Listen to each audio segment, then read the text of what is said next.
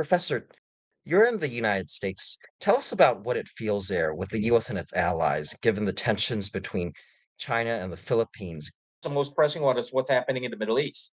But nevertheless, China is still being discussed in terms, of course, of what China is doing in the South China Sea, in terms of the fact that China is basically using coercion and harassment against a U.S. treaty ally. But of course, there's also talk about Taiwan. The fact that people are also talking about supposed to be what was mentioned by former Indo-PACOM Admiral John Aquilino just before he stepped down as the U.S. Indo-PACOM commander last year. That given Chinese military buildup, the largest military buildup, China might be planning something big in the near future. And of course, Admiral Aquilino has been very clear. He basically gave the year 2027. Interestingly, I had a chance to have a discussion with his successor, uh, Indo-PACOM Admiral Samuel Paparo, who I met in Manila. And he has also basically the same assessment. The United States had never witnessed such a massive military buildup in a peacetime situation. And that's, of course, what China has been doing in the past few years.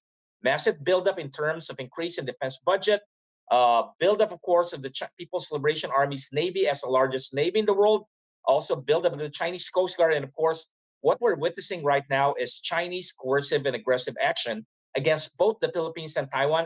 How do you see the US as the strongest partner out there of both countries work together? And we also have Japan. I see already preparation of the possibility that this confrontation will be a head-on confrontation. The fact that the Philippines had already offered four enhanced defense cooperation sites in Luzon, which is of course not very far from Taiwan. You have, of course, the conduct of what is called the Balikatan, shoulder-to-shoulder military exercises that have been geared primarily on conventional warfare, and of course, you have the deployment of large number of American troops. You also have, of course, Japan and the Philippines starting to cooperate with one another, and of course, the formation of this trilateral security partnership last April. Professor, you mentioned Luzon.